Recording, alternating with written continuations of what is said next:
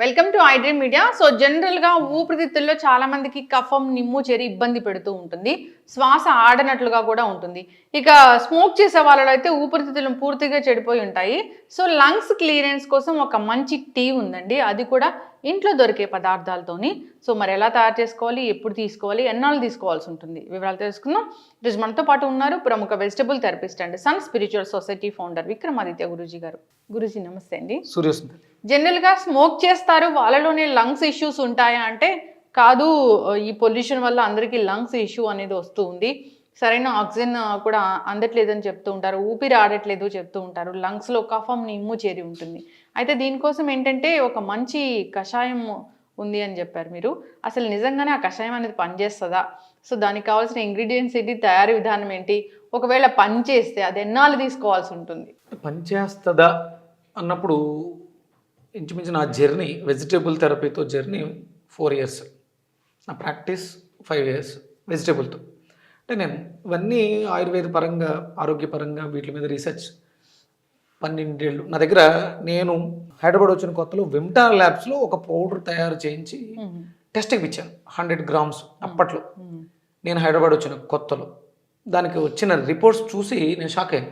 అంటే మనం వాడుతున్న వంటిల్లే వైద్యశాల, ఇందులో ఉన్న ఇంగ్రీడియంట్స్ ధనియాలు, జీలకర్ర, దాల్చిన చెక్క, మిరియాలు, ఆవాలు, వీటికి ఇన్ని ఔషధ గుణాలు ఉన్నాయా అనేది నా దగ్గర మెడికల్ ప్రూఫ్ ఉంది. అప్పట్లో నేను అంటే దాని తర్వాత చాలా ప్రాక్టీస్ చేసి రీసెర్చ్ చేసి ఇప్పుడు ఇంత ఎక్కువ, అప్పుడు నాకు పెద్దగా ఏం తెలియదు. ఆ టైంలోనే నేను చేసిన రీసెర్చ్ పేపర్ ఉంది నా దగ్గర. నాకు అవసరం లేదు పబ్లిసిటీ. మీరు అడిగారు, ముంబై నుంచి ఒక ఆయన వచ్చేసాడు ఆయన దగ్గరికి. ఆయనకి 30% లంగ్స్ పనిచేస్తున్నాయి. మీకు ముంబై మహానగరంలో విపరీతమైనటువంటి పొల్యూషన్. మీకు నేను కొన్ని చూపిస్తాను, ఆయన నాకు పెట్టినాయి. ఆయన కొన్ని కంపెనీలకి రెఫరెన్స్ ఇచ్చాడు, మీ దగ్గర పనిచేసే వాళ్ళకి మీరు దీన్ని విక్రమాదిత్య గురువు గారు చెప్పిన దాన్ని రిఫర్ చేయండి, నా జీవితంలో మార్పు వచ్చింది, మీ జీవితంలో మార్పు వస్తుంది. అయ్యా, నేను సప్లిమెంటరీ ఆక్సిజన్ మీద ఆధారపడకుండా ఉండడానికి మీరే కారకులు. మా అమ్మాయి ఆటిజం గురించి మరియు నా గురించి మిమ్మల్ని కలుసుకోవాలని అనుకుంటున్నాము. మా అబ్బాయి 4th February కెనడా వెళ్తాడు. మీరు 4th February లోపల అపాయింట్మెంట్ ఇస్తే మా అబ్బాయికి కూడా మిమ్మల్ని కలుసుకుంటాడు. దీని తర్వాత ఆయన మన ట్రీట్మెంట్ వాడేసి దాన్ని ఎన్హాన్స్ చేస్తూ కంపెనీలకి లెటర్ రాశాడు. అండ్ ఇది వాళ్ళ అమ్మాయి ఆటిజంకి సంబంధించి ఆయన కంపెనీలకి లెటర్ పెట్టాడు, నేను ఇలా చేస్తున్నాను, నేను ఇలా చేశాను అని రిఫరెన్స్ ఇస్తూ రాశాడు. ఆయన తర్వాత మళ్ళీ టెస్ట్కి వెళ్తే ఆయన లంగ్స్ 60% వర్క్ చేస్తాయి, కేవలం మనం చెప్పిన వెజిటేబుల్ కషాయాలు.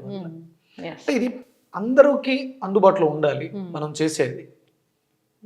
నేను చెప్పేస్తాను, ఆ మందులు వాడండి, ఈ మందులు వాడండి. ఒక 20-30 వేల రూపాయలు ఖర్చు పెట్టగలిగితే ఎందుకు ఇంకా అది అంటే పెట్టగలిగిన వాళ్ళు పెడతాం, మరి పెట్టలేని వాళ్ళ పరిస్థితి పోవడమేనా, జీవితం నాశనం అయిపోవడం. అందుకని మనకి ఆహారమే ఔషధం, వంటిల్లే వైద్యశాల. వంటింట్లో ఉన్నటువంటి అంటే లంగ్స్ ఎందుకు ఇన్ఫెక్ట్ అవుతాయి మనం ఒకసారి ఆలోచించగలిగితే, మన చుట్టూ ఉన్నటువంటి వాతావరణం పొల్యూట్ అయిపోయింది. మనం పొల్యూషన్ అనగానే వాటర్ మంచిది తీసుకోవాలి, పొల్యూటెడ్ వాటర్.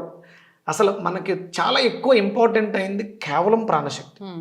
దాన్ని మనం బాగా ఉంచగలమా? ఎందుకంటే మన చేతులారా మనం చెట్లను కొట్టేస్తాం, కాంక్రీట్ జంగిల్స్ చేసేస్తాం, అపార్ట్మెంట్లు, ఫ్యాక్టరీస్. మీకు ఢిల్లీ ఇప్పుడు 400 చేంజ్ ఎంతో దాటేసింది పొల్యూషన్. అవును, ఇప్పుడు అన్ని ఏరియాస్లో, హైదరాబాద్లో చాలా పొల్యూషన్ అయిపోయింది.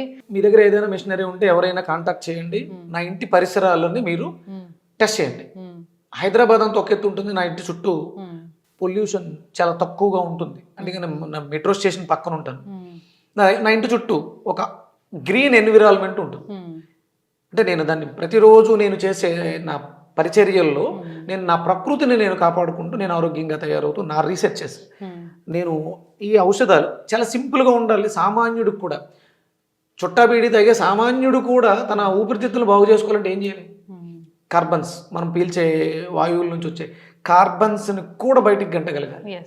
నేను ఆయనకి ముంబై ఆయనకి చేసింది అదే.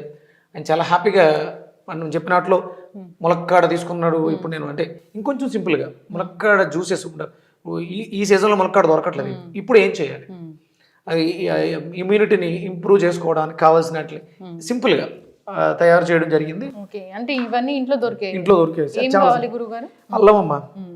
అంటే అల్లం లేకుండా మనం ఏ పదార్థానికి ఇక్కడ పరిపక్వత రాదు అని ఆచార్యులు చెప్పేస్తారు. ఇది దీంట్లో ఉన్నటువంటి గుణం. అంటే మన శరీరం ఇక్కడ నుంచి ఇక్కడ దాకా కఫ ప్రభావంతో ఉంటుంది, ఇక్కడ నుంచి ఇక్కడ దాకా వాతం ప్రభావంతో ఉంటుంది. ఇందులో కఫాన్ని తగ్గించడానికి చాలా అద్భుతంగా ఉపయోగపడుతుంది. అలాగే పసుపులో ఉన్నటువంటి యాంటీ బ్యాక్టీరియల్, యాంటీ ఇన్ఫ్లమేటరీ ఇవన్నీ కూడా మనకు అద్భుతంగా. అలాగే దాల్చిన చెక్క, ఏదైతే మెటల్స్ ఉన్నాయో హెవీ మెటల్స్ వాటిని డిస్ట్రాయ్ చేయడానికి బయటికి పంపించడానికి. అలాగే మింట్, మనం అంటే ఒక్కసారి మనం మింట్ నవిలిన తర్వాత శ్వాస తీసుకుంటే చల్లటి గాలి వెళ్తుంది. ఊపిరితిత్తులని రిజనరేట్ చేయడానికి, సెల్స్ని యాక్టివ్ చేయడానికి పుదీనా అద్భుతంగా ఉపయోగపడుతుంది. ఇంకా అత్యద్భుతమైనటువంటి ఔషధం ఇది. ఇదే చాలా ఇంపార్టెంట్. ఇప్పుడున్న పరిస్థితులలో అందరం విపరీతమైనటువంటి పచ్చిమిర్చి, ఎండుమిర్చి, ఎర్రకారు వీటితోటే ఆరోగ్యాల్ని పూర్తిగా పాడు చేసుకుంటాం. దానికి ప్రత్యామ్నాయంగా అంటే దాని ద్వారా వచ్చినటువంటి సైడ్ ఎఫెక్ట్ ఎసిడిక్ నేచర్ని, అంటే లంగ్లో ఉన్నటువంటి ఎసిడిక్ నేచర్ని ఆల్కలైన్ చేయడానికి అసలు ఒరిజినల్గా ఏంటంటే 2-3 మిరియాలు దంచి నోట్లో వేసుకుని క్షారం, అది కారం కాదు అది క్షారం, ఆ ఘాటుని ఆస్వాదించగలిగారు. ఇప్పుడు మీరు ఇమీడియట్ ఇది కారం తగిలిన వెంటనే మీ ఎక్స్ప్రెషన్ ఏముంటుంది? ఫీలింగ్ అంటే పులుపు తగిలిందమ్మా ఆటోమేటిక్గా ఇలా అంటాం. అది అంటే పులుపుకి కళ్ళు యాక్టివ్ అయినాయి అంటే ఇది వెళ్ళి లివర్ మీద ప్రభావం చూపిస్తుంది. కారం తగిలిన వెంటనే అంటాం. ఏం తీసుకుంటుంది? ఊపిరి. అంటే కారం అనేది ఊపిరితిత్తుల్ని యాక్టివ్ చేస్తుంది. ఇందులో క్షారం ఉంది, యాంటాసిడ్ ఉంది, కారం రుచి కూడా ఉంది, దీంట్లో కూడా ఉంది. ఈ 3 వాటిల్లో కూడా సేమ్ గుణాలు ఉన్నాయి. ప్లస్ ఇన్ఫెక్షన్స్ వాటిని తగ్గించడానికి మనకి పసుపు న్యాచురల్గా వాడుకోవడానికి మింట్ ఒక అరోమా ఫ్లేవర్ లాగా మింట్ తీసుకుంటాం. లంగ్స్ క్లియరెన్స్ కోసం ఒకటి, దానికి కావాల్సింది అల్లం, మిరియాలు, దాల్చిన చెక్క, పుదీనా అండ్ పసుపు. అంతే సింపుల్. అన్ని ఇంట్లో దొరుకుతాయి. తయారు చేద్దాం గురూజీ.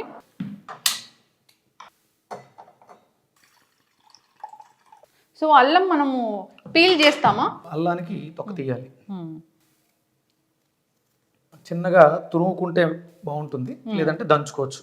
సో గురూజీ మనం అల్లం ఫస్ట్ తీసుకుంటాము, దాన్ని కొంచెం స్క్రేప్ చేసుకొని క్రష్ చేసుకొని అయినా వేయచ్చు. క్రష్ చేసుకో. కొంచెం మెత్తగా కుట్టుకున్నటువంటి దాల్చిన చెక్క. ఓకే. సో అల్లం తర్వాత దాల్చిన చెక్క వేస్తున్నాము.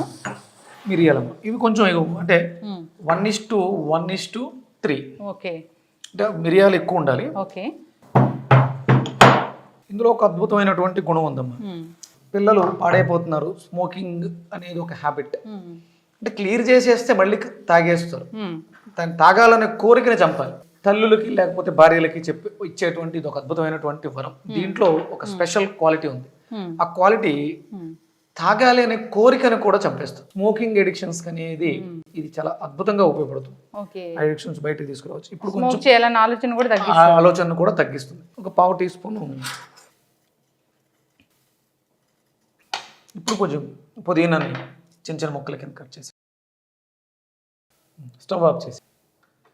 సో లంగ్స్ క్లియర్ అవ్వడానికి లేదా ఎవరైనా స్మోకింగ్ అంతా మానేయాలి అనుకునే వాళ్ళకి కూడా ఇది డీ అడిక్షన్ లాగా పనిచేస్తుంది ఈ కషాయం అనేది. సో దీంట్లో ఏం లేవు, అల్లం, దాల్చిన చెక్క, మిరియాలు, ఇంకా పసుపు, అంతే. లాస్ట్లో పుదీనా యాడ్ చేసాము. సో అయితే ఈ గురుజీ ఈ టీలో మనం ఏమైనా ఫ్లేవర్ కోసం ఇంకేమైనా యాడ్ చేస్తామా? హనీ అలా? హనీ వేసుకోవచ్చమ్మా. అంటే అలా తాగేయటం మంచిది, కావాలంటే హనీ వేసుకోవచ్చు. కలర్ కూడా చాలా కలర్ఫుల్గా అనిపిస్తుంది. ఎవరైనా నిమ్ము, కఫం ఇలాంటి వాటితో ఇబ్బంది పడుతూ ఉన్నా, శ్వాస సంబంధిత ఏ ప్రాబ్లం ఉన్నా కానీ ఇది బాగా పనిచేస్తుంది. రెస్పిరేటరీ ఇష్యూస్ బ్లాక్ అవడం కానీ, ఫ్లమ్ ఉండడం కానీ, లేకపోతే ఇన్ఫెక్షన్స్ ఉండడం కానీ, ఇరిటేషన్, కాఫ్, దగ్గు వస్తుంటుంది, ఇలాంటి వాటికి అద్భుతంగా ఇది ఉపశమనాన్ని ఇస్తుందమ్మా. ఊపిరితిత్తుల పనితనాన్ని మెరుగుపరుస్తుంది. ఇప్పుడు మనం ఇంత చేసాము, ఎంత తీసుకోవాలి గురువు గారు? చిన్నది టీ కప్పులో తీసుకుంటే సరిపోతుంది. రోజుకి 2-3 సార్లు. ఎందుకంటే వాళ్ళు ఒకవేళ అలవాటు ఉంది, స్మోక్ మానేయాలనుకుంటున్నారు, స్మోకింగ్ ముందు కానీ ఆఫ్టర్ స్మోకింగ్ కానీ దీన్ని తీసుకోవడం వల్ల దాని నుంచి వచ్చే సైడ్ ఎఫెక్ట్ని తగ్గిస్తూ ప్లస్ ఆ యావిగేషన్ని తగ్గించడానికి ఇది దోహదకారిగా ఉంటుంది. అని అలా అని చెప్పేసి అని ఊపిరితిత్తులు బాగు చేస్తుంది ఇష్టం ఒకటే వచ్చినట్టు చాలా తాగకూడదు. తగ్గకూడదు.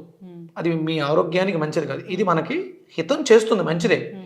మనం ఉన్న అలవాటు నుంచి బయటపడాలి. ఇది జీవితంలో మనిషి యొక్క ఊపిరి, ప్రాణం పోయే స్థితికి కూడా తీసుకెళ్ళిపోతుంది. జీవితంలో కేవలం సిగరెట్ అనేది హ్యాబిట్, ఆనందం కోసం, కానీ దానికి మించిన ఆనందాన్ని కోల్పోతారు. ఒక జీవితంలో ఒక అద్భుతమైనటువంటి ఆనందం ఉంటుందమ్మా. భాగస్వాములు అంటే స్మోకింగ్లో కూడా భాగస్వాములు ఉంటారు, ఫ్రెండ్స్ ఉంటారు, షేర్ చేసుకుంటూ ఉంటారు. ఆ భాగస్వామ్యం కన్నా జీవిత భాగస్వామితో పొందే ఆనందాన్ని స్మోక్ చేయడం వల్ల కోల్పోతారు. దానిలోంచి బయటకు రావాలంటే కొన్ని జీవితాలు విడిపోవడానికి కారణం అవుతుంది స్మోకింగ్ అనేది. దాంట్లోంచి బయటకు రావడం ద్వారా వాళ్ళిద్దరి మధ్య అన్యోన్యతని పెంచడానికి, భాగస్వామ్యం బలపడటానికి అద్భుతమైనటువంటి ఔషధంగా ఉపయోగపడుతుంది. ఎస్. అయితే గురూజీ జనరల్గానే సో లంగ్స్ ఇష్యూ ఉంది అన్నప్పుడు దీన్ని ప్రతిరోజు తీసుకోవచ్చు.